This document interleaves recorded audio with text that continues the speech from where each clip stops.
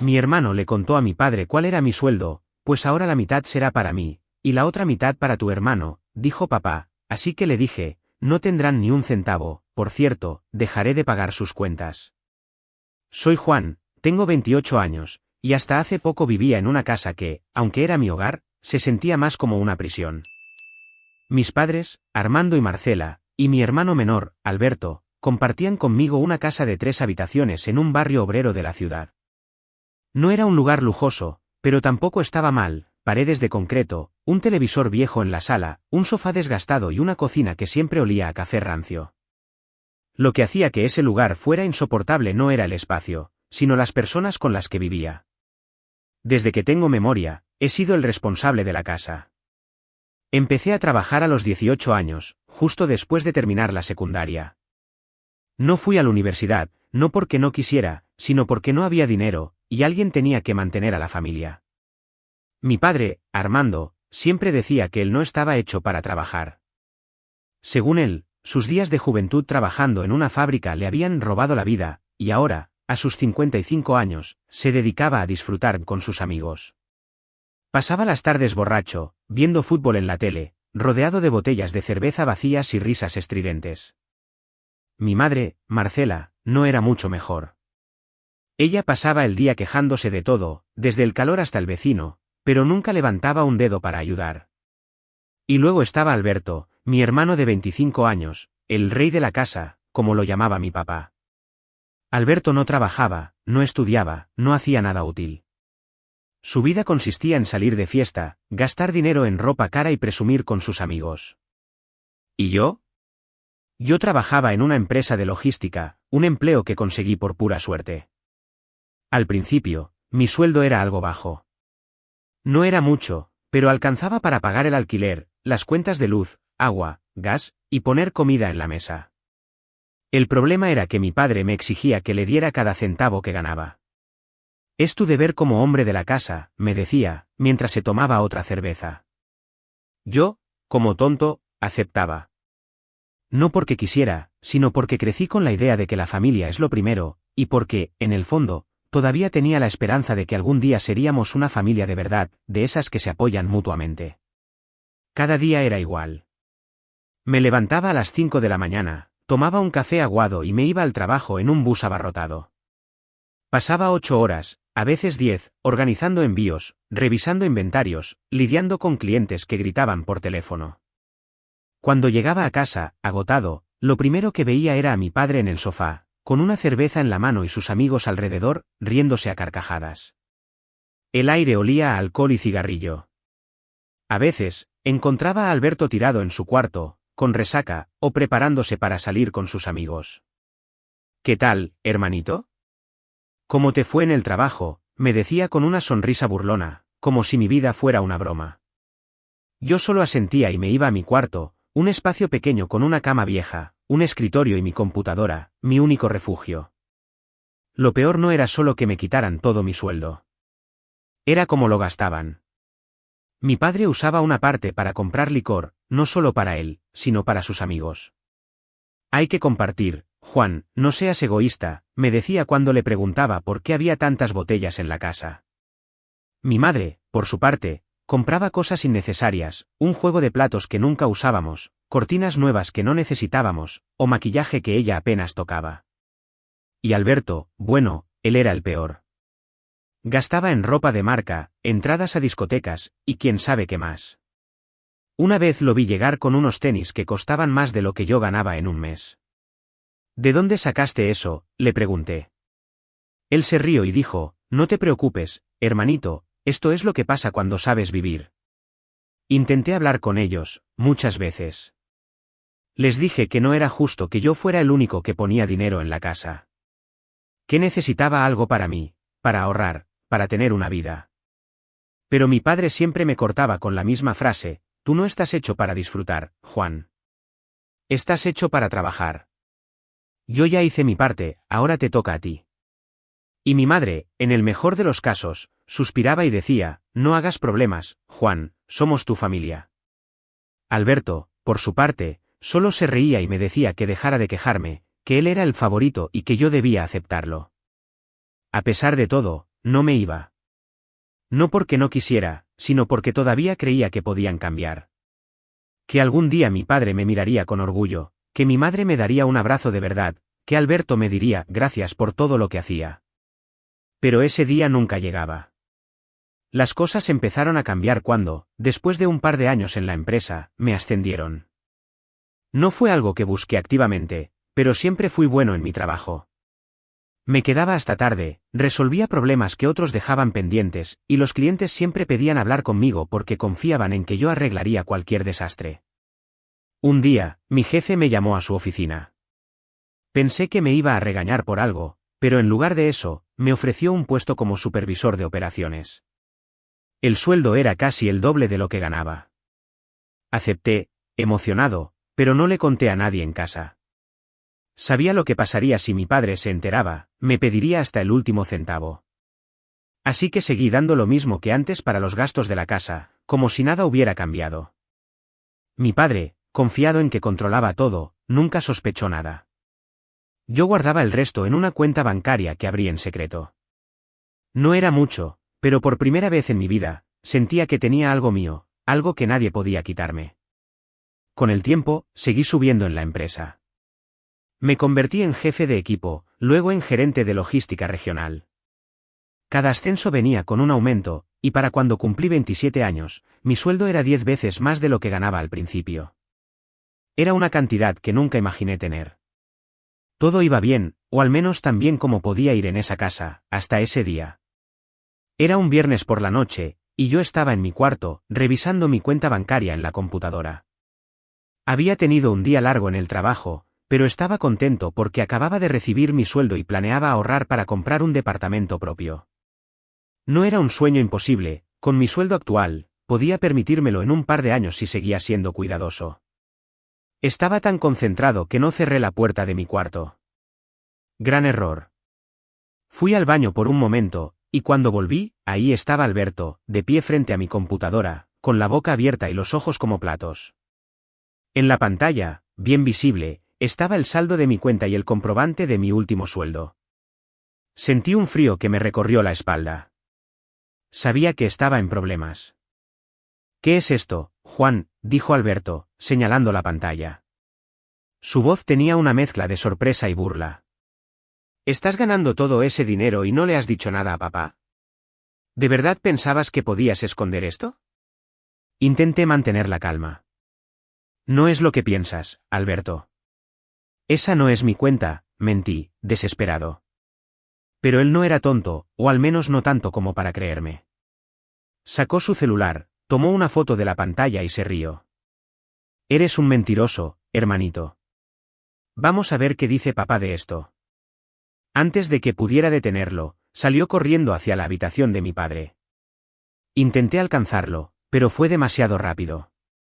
Cuando llegué, ya estaba hablando con Armando, que estaba sentado en su cama, con una cerveza en la mano, como siempre.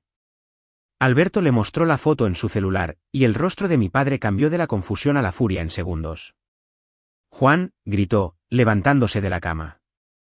Vino hacia mí como un toro, con los ojos inyectados de rabia. Así que me has estado ocultando que te subieron el sueldo. 10 veces más de lo que ganabas antes, y tú dándonos una miseria. ¿Quién te crees que eres? Intenté explicarme, pero las palabras no salían. Sabía que este momento llegaría tarde o temprano, pero no estaba preparado. Papá, yo, empecé, pero él me cortó. Cállate. A partir de ahora, la mitad de tu sueldo será para mí, y la otra mitad para tu hermano. Es lo justo. Nosotros somos tu familia, y tú nos has estado engañando todo este tiempo. Algo dentro de mí se rompió.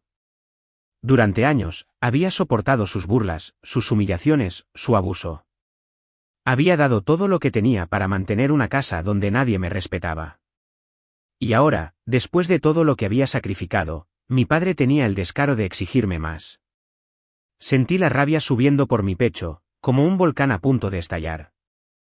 No, dije, con una voz que apenas reconocí como mía. No les voy a dar ni un centavo más. Y por cierto, a partir de hoy, dejo de pagar sus cuentas. El silencio que siguió fue ensordecedor. Mi padre me miró como si le hubiera dado una bofetada. Alberto, por su parte, soltó una risa nerviosa, como si no pudiera creer lo que acababa de escuchar. ¿Qué dijiste?, preguntó mi padre, acercándose más. Su aliento olía a cerveza. Lo que oíste, respondí, mirándolo a los ojos. No voy a seguir manteniendo a unos inútiles que se gastan mi dinero en cervezas y fiestas. Se acabó. Mi padre dio un paso hacia mí, levantando el puño. Tú no te mandas solo, Juan. Aquí yo soy el hombre de la casa, y tú vas a hacer lo que yo digo. Por un momento, pensé que me iba a golpear. Pero ya no era el mismo Juan que agachaba la cabeza y aceptaba todo. Lo miré fijamente y dije, inténtalo, papá. Pero te juro que no voy a quedarme aquí ni un día más. Me di la vuelta, entré a mi cuarto y empecé a recoger mis cosas. Metí mi ropa, mi computadora, y algunos libros en una maleta vieja. Mi padre me siguió, gritando que no me podía ir, que era mi obligación quedarme, que no podía dejarlos así. Pero yo ya no lo escuchaba. Por primera vez en mi vida, sentía que tenía el control. Cuando intenté salir por la puerta principal, mi padre se puso en mi camino. «De aquí no te vas», gritó. Pero yo lo empujé con fuerza y salí al pasillo. No miré atrás. Bajé las escaleras, tomé un taxi y me fui a un hotel barato en el centro. Esa misma noche, sentado en una cama dura con sábanas ásperas, abrí mi cuenta bancaria en mi celular y cancelé todas las cuentas que pagaba: luz, agua, gas, internet. Todo. Si querían vivir como reyes, que lo hicieran con su propio dinero. Esa noche, mientras miraba el techo del hotel, sentí una mezcla de alivio y tristeza.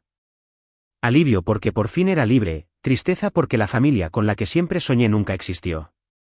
Pero también sentí algo nuevo, esperanza. Por primera vez, podía decidir qué hacer con mi vida, con mi dinero, con mi futuro. Al día siguiente, empecé a buscar un departamento. No fue difícil encontrar uno, con mi sueldo, podía permitirme un lugar pequeño pero decente en un buen barrio. Era un apartamento de una habitación, con una ventana grande que daba a la ciudad. Por primera vez, tenía un espacio que era solo mío. Compré un sofá, una mesa, algunas cosas para la cocina. Nada lujoso, pero todo era mío. En el trabajo, las cosas seguían yendo bien. Mi jefe me felicitó por un proyecto que había liderado, y me dijo que estaban considerando otro ascenso. Por las noches, en lugar de llegar a una casa llena de gritos y botellas vacías, llegaba a mi apartamento, ponía música y cocinaba algo sencillo. A veces, me sentaba en el sofá y miraba por la ventana, pensando en todo lo que había pasado. Empecé a disfrutar mi dinero. No de forma loca, como Alberto, sino con cosas que siempre quise. Compré una bicicleta para pasear los fines de semana. Me inscribí en un curso de inglés, algo que siempre quise aprender. Incluso planeé un viaje corto a la playa, algo que nunca había hecho porque siempre estaba pagando las cuentas de los demás. Un mes después, empezó el bombardeo. Mi padre comenzó a llamarme casi todos los días. Al principio, no contestaba, pero un día, por curiosidad, decidí escuchar lo que tenía que decir. Su voz sonaba diferente, más débil, casi desesperada. «¿Juan? ¿Eres tú?», dijo su voz al otro lado. Sonaba diferente, no como el Armando prepotente que solía gritarme que yo no era nadie para desafiarlo. Esta vez, su voz era más baja, casi temblorosa, como si estuviera haciendo un esfuerzo por mantener la compostura. «Hijo, ¿cómo nos haces esto? Estamos en problemas, Juan. No tenemos para pagar el alquiler, la luz se nos cortó ayer, y apenas tenemos comida. Por favor, ayúdanos». Sentí una punzada en el pecho, pero no era lástima. Era rabia, una rabia que había estado creciendo durante años, alimentada por cada humillación, cada burla, cada botella de cerveza comprada con mi sueldo mientras yo llegaba agotado del trabajo.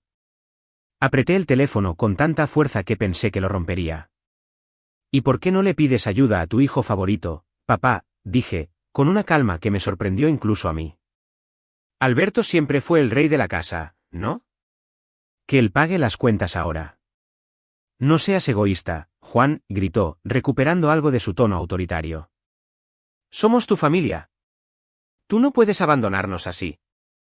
¿Crees que puedes irte y dejar que nos hundamos? Eres mi hijo, tienes una obligación conmigo. Abandonarlos, respondí, y una risa amarga se me escapó. ¿Abandonarlos? ¿Y qué hicieron ustedes por mí todos estos años?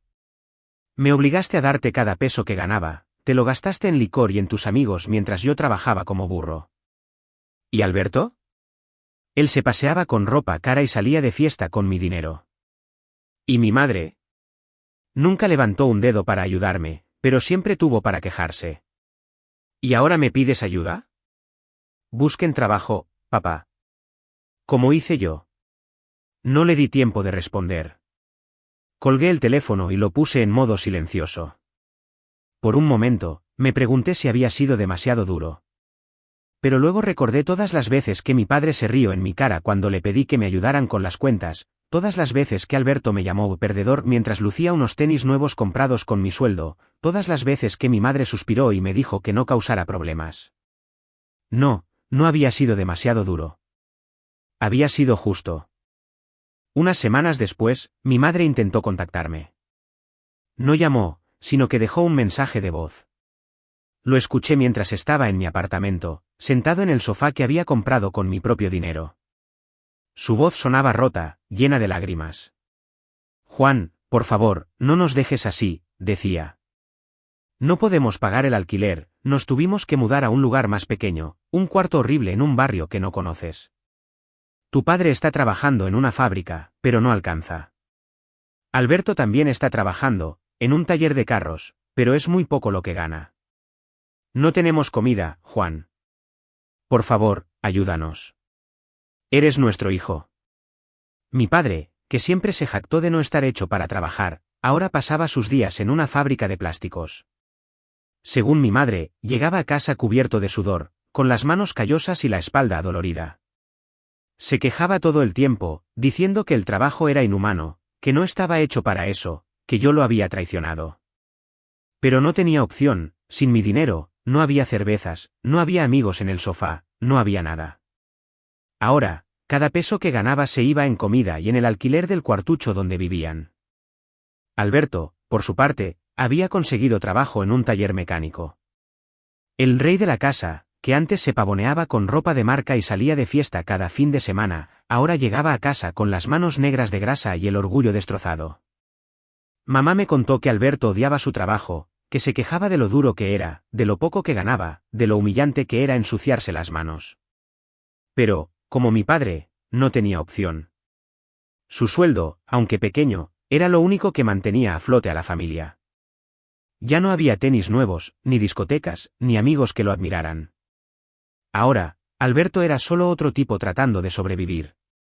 Escuchar a mi madre llorar me dolió, no voy a negarlo. Pero también me hizo enojar. ¿Dónde estaba esa preocupación cuando yo llegaba a casa agotado, con los pies adoloridos, y veía a mi padre borracho con sus amigos? ¿Dónde estaba cuando Alberto se burlaba de mí mientras gastaba mi sueldo en fiestas? ¿Dónde estaba cuando yo les rogaba que me ayudaran, que compartiéramos la carga? No respondí el mensaje. Lo borré y bloqueé su número también. Días después me enteré que mi madre, Marcela, que siempre había sido la que se quejaba de todo pero no hacía nada, había empezado a vender comida en la calle, tamales y empanadas que preparaba en una cocina improvisada. No ganaba mucho, pero era algo. A veces, cuando pensaba en ella, sentía una pequeña punzada de culpa.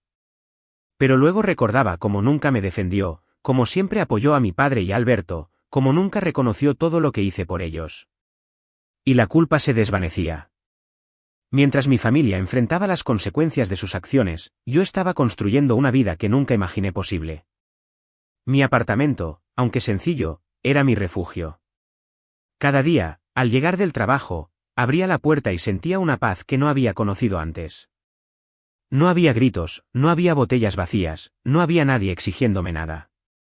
Solo yo, mi música, y la ciudad brillando a través de mi ventana. Un día, unos 3 meses después de haberme ido, recibí un mensaje de un número desconocido. Era mi padre otra vez, usando el teléfono de alguien más porque yo había bloqueado el suyo. Juan, tenemos que hablar, decía el mensaje. Por favor, ven a vernos. Estamos en una situación muy difícil. Eres nuestro hijo, no puedes darnos la espalda.